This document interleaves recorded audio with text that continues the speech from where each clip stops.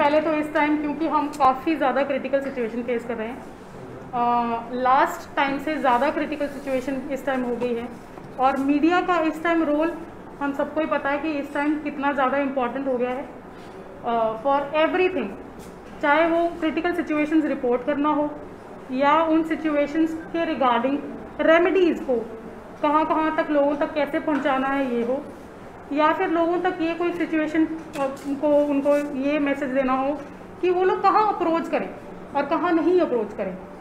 तो इस रिगार्डिंग 23 अप्रैल को अगर आपकी नॉलेज में है तो honourable high court of Punjab and Haryana उन्होंने ऑलरेडी एक ऑर्डर पास किया है। मुझे पता नहीं आपकी नॉलेज में है कि नहीं, अगर नहीं है तो फिर मैं बताना चाहूँगी कि उसमें उन्होंने एक नोडल एजेंसी बनाने के लिए उन्होंने हर डिस्ट्रिक्ट में, हर स्टेट में विद डीसी, सीएमओ, डिस्ट्रिक्ट ये सीजीएम जो मैं हूँ इस टाइम डीएलएस से, प्लस डिस्ट्रिक्ट जजेस, plus few more people who would take measurements regarding the redressal of the people who are facing difficulties due to COVID। वो सिर्फ कोविड पेशेंट्स के लिए नहीं है, वो सिर्फ वो सारे लोग हैं जो जैसे माइग्रेटर्स हैं, जिनको कहीं माइग्रेट करना है, जिनको शायद रहने के लिए जगह नहीं मिल रही है। प्लस ये जो सिचुएशन इस टाइम प्रेवलेंट है थ्रू आउट इंडिया, इस टाइम कहीं पे भी बहुत सारी जगह बेड्स अवेलेबल नहीं है, बहुत सारी जगह ऑक्सीजन की अनअवेलेबिलिटी है। Although I have spoken to CMO yesterday, उन्होंने बताया कि करनाल में फिर भी सिचुएशन थोड़ी अंडर कंट्रोल है, तो इसलिए इसमें आपकी भी कोऑपरेशन बहुत ज़रूरी है कि आप ये लोगों तक पहुँचाएँ रिगार्डिंग दिस जो हाई कोर्ट ने अभी कहा है सबको कि हर एक डिस्ट्रिक्ट में ये ज़रूरी है कि ये यहाँ पे एक कमेटी कॉन्स्टिट्यूट हो जाए और एक हेल्पलाइन नंबर का है ऑनरेबल हाई कोर्ट ने कि हर डिस्ट्रिक्ट में DC will manage about this कि वो एक हेल्पलाइन नंबर बनाएं और उसके रिगार्डिंग मैंने आज लेटर ऑलरेडी इशू कर दिया है सो दैट टाइमली एक्शन लेके एक कमेटी कॉन्स्टिट्यूट हो जाए और लोगों को पता हो कि उनको इमीडिएटली अगर कोई इमरजेंसी में किसी को अप्रोच करना है तो कहाँ करें। उसके लिए मेरा स्टाफ भी, मैं भी, हम सारे के सारे अवेलेबल हैं 24/7। ठीक है जी। कभी और आप प्लीज़ आप लोग भी पब्लिश करके लोगों को ये ज़रूर बताएं कि उनको कहाँ पे कभी भी प्रॉब्लम आती है, तो आई होप कि वो helpline number with in a day और 2 उनके पास पहुँच जाएगा, तो वो इस रिगार्डिंग हमसे फिर बात करें, अपनी प्रॉब्लम्स को हमसे कन्वे करें। उनका रिड्रेसल तभी हो पाएगा जब हमें पता लगेगा, जब तक हमें पता ही नहीं है प्रॉब्लम्स का हम कोई रिड्रेसल कर ही नहीं सकते उसका। ठीक है जी। हमारी ऑलरेडी हेल्पलाइन है, तो हेल्पलाइन नंबर ना भी पता हो, हाँ जी, हाँ जी, ये भी हो सकता है। तो ये जो आप एक प्रेस नोट है इसमें जो हमारे पास ऑलरेडी करंटली अवेलेबल है उसको भी मेंशन कर दें, बहुत सारे लोगों को नहीं पता हो सकता है ना, तो आप उसके रिगार्डिंग भी करें। और 3rd May को DLSA Karnal is organizing a vaccination camp also 3 मई को, और जो भी 18 या ऊपर के लोग हैं और वॉलंटरली वैक्सीनेशन कराना चाहते हैं दे आर वेलकम। वो आ सकते हैं विद ओनली आधार कार्ड, उनको और कोई रिक्वायरमेंट नहीं है, कुछ और लेके नहीं आना, कुछ और उनसे क्वेश्चन भी पूछे नहीं जाने। The only requirement is they have to volunteer कि वो करवाना चाहे। तो मैं आप लोगों से भी कहूँगी, अगर आप लोगों में से कोई वैक्सीनेट नहीं हो रखा है और चाहेंगे तो प्लीज़ ज़रूर आइए। I will also make sure कि आप प्लीज़ मेक श्योर कि ये वाइडली इसको पब्लिश करें तो लोगों को पता लगे। मुझे लगता है कि शायद बहुत सारे लोग थोड़े से इनहिबिशंस हैं उनके हॉस्पिटल्स में जाके वैक्सीनेशन कराने के। तो फ्री रहेगी और कहाँ पर रहेगी मैम? ये फ्री है, ADR सेंटर में ही है, इसी सेंटर में है, सिर्फ अपना आधार कार्ड लेके आएंगे। ये सुविधा कब से चालू है? ये 3rd May को वैक्सीनेशन कैंप है। I will be holding more vaccination camps, it depends कि इसका टर्न आउट क्या रहता है। If it turns out to be a successful event हम फिर दोबारा भी करवाएंगे इसको, लेकिन क्योंकि अगर आप इसको वाइडली पब्लिश करेंगे तो लोगों को पता भी लगेगा।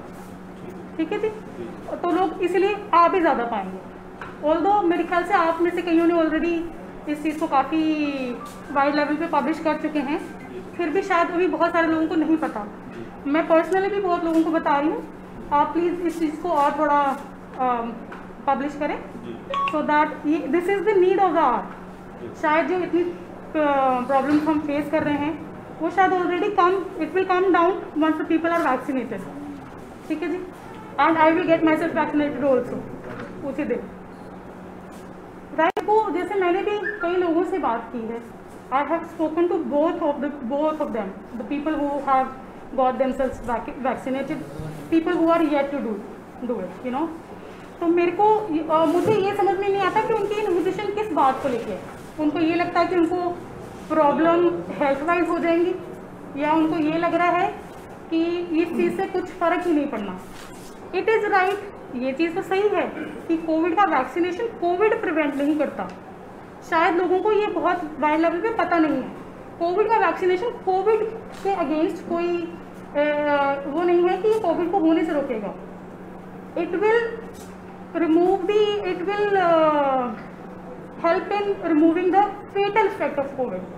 कोविड अगर उसके बाद किसी को होता है तो वो फेटल इंसिडेंट्स नहीं होंगे। ये शायद लोगों तक मैसेज पहुंच नहीं रहा है, बिकॉज मैंने बहुत सारे लोगों से जिनसे भी मेरा इंटरेक्शन हुआ है, उनको प्रॉब्लम ये लगती है कि हम किसी को जानते हैं, उन्होंने ये लगवाया था, उनको फिर से कोविड हो गया है। तो maybe this needs to be conveyed to the people कि कोविड के वैक्सीनेशन का पर्पस आप लोगों की फेटलिटीज़ को और मॉर्टैलिटी रेट को कम लाना है, सो दैट लाइक ये नॉर्मल वायरल के जैसा रहेगा। इसका मतलब ये नहीं कि आपको कोविड नहीं हो सकता। शायद ही एक चीज़ लोगों को थोड़ी पता लग जाएगी तो शायद उनके इनहिबिशंस भी ऑलरेडी कम होने शुरू हो जाएंगे। मुझे ये बात अपने घर में भी समझाने में काफ़ी टाइम लगा। तो एडीआर सेंटर में वैक्सीन लगनी है, यदि शुरुआती जज से की जाए तो एक अच्छा मैसेज जाएगा कि ये जी बिल्कुल सही बात है। मैंने इसलिए कहा कि I will be initiating it myself. मैं खुद ही इसको I will be a volunteer to this and I will make sure कि बहुत सारे जितने भी हमारे जजेस हैं जो अभी वैक्सीनेटेड नहीं हैं वो भी आएंगे। पर थोड़ी सी सिचुएशन ये भी है क्योंकि इस time are many officers they are covid positive, वो अभी रिकवर करने के बाद विद इन 3 मंथ्स लगवा भी नहीं सकते, यू नो।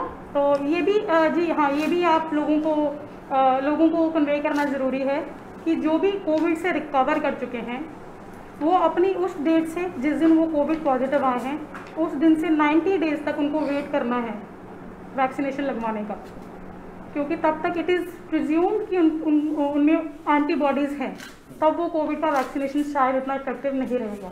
मैम, आप कमेटी बनाने का भी प्रयास कर रहे हैं तमाम जो जिला प्रशासनिक अधिकारी हैं उनके साथ मिलकर, लेकिन कागजों में ऑक्सीजन और तमाम जो ऐसी ड्रग्स हैं उनकी जो बातें होती हैं वो कुछ और होती हैं, और ज़मीनी हकीकत जब हम कल्पना चावला में जाते हैं या किसी और प्राइवेट हॉस्पिटल में जाते हैं तो वहाँ पर कुछ और देखने को मिलती है।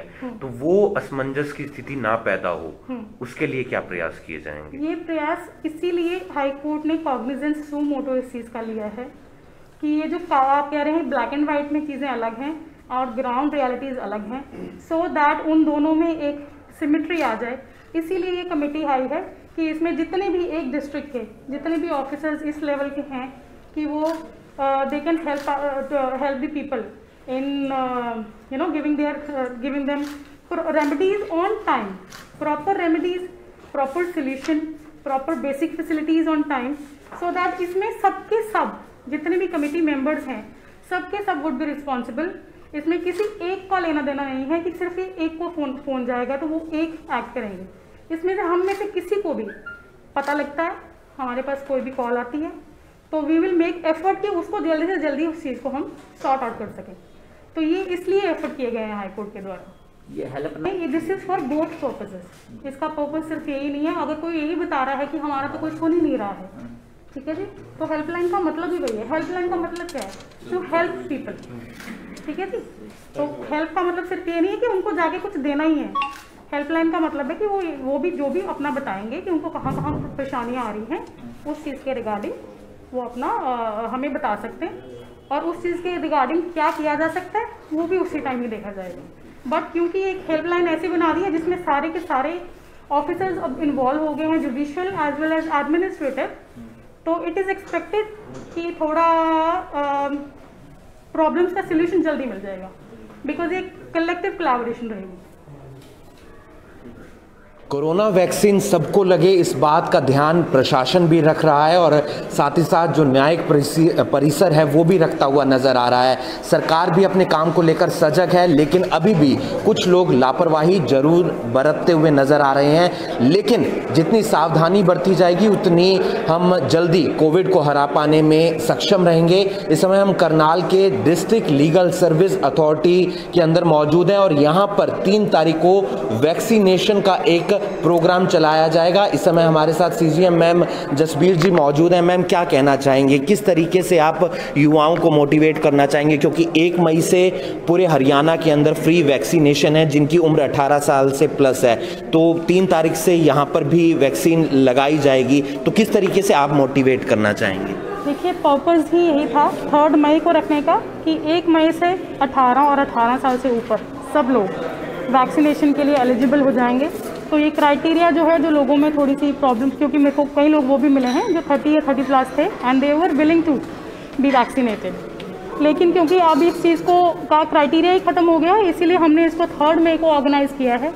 और इसलिए इसके लिए वाइडली आपकी मदद से भी, बाकी न्यूज़पेपर्स में भी, पैम्फलेट्स भी और अदरवाइज वाया सोशल मीडिया भी हम इस चीज़ को पब्लिश कर रहे हैं सो दैट लोग ज़्यादा आगे आएँ।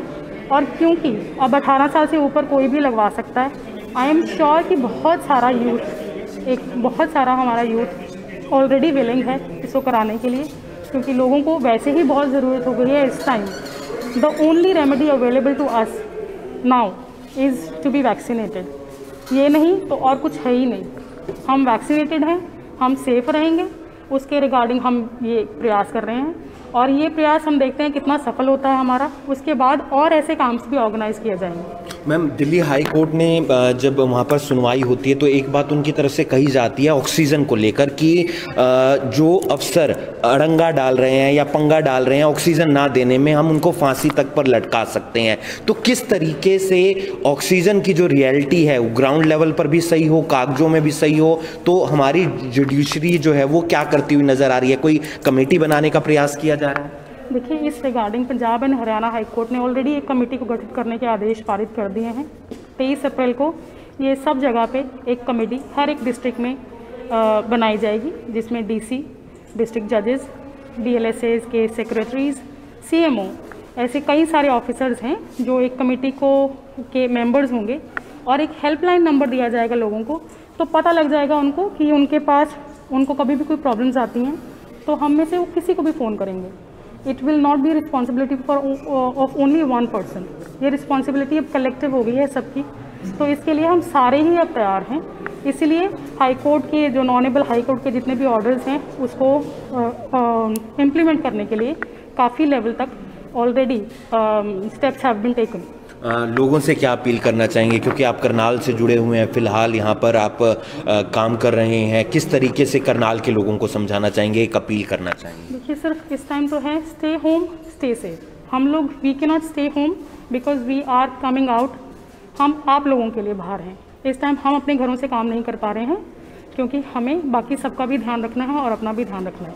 आप लोग अपने अपने लेवल पे अपना ध्यान रख सकते हैं, उतना करेंगे वो शायद अपने आप में बहुत सफिशिएंट रहेगा। बहुत बहुत शुक्रिया मैम, आपने हमसे बातचीत की। तो district legal service authority of Karnal की तरफ से 3 मई को एक वैक्सीनेशन प्रोग्राम चलाया जाएगा एडीआर भवन के अंदर और यहाँ पर तमाम वो युवा जो 18 साल से प्लस हैं सिर्फ अपना आधार कार्ड लेकर आएँ, कोई फीस नहीं लगने वाली है, आप वैक्सीन लगवा सकते हैं और युवाओं के अंदर एक मोटिवेट करने का प्रयास किया जाएगा। साथ ही साथ डिस्ट्रिक्ट लीगल जो सर्विस ऑफ अथॉरिटी करनाल है वो एक कमेटी भी बना रही है, यानी कि उसके अंदर करनाल के उपायुक्त भी रहेंगे, तमाम जजेस भी रहेंगे, जो डीएलएसए की सचिव हैं वो भी रहेंगी और सीएमओ भी रहेंगी।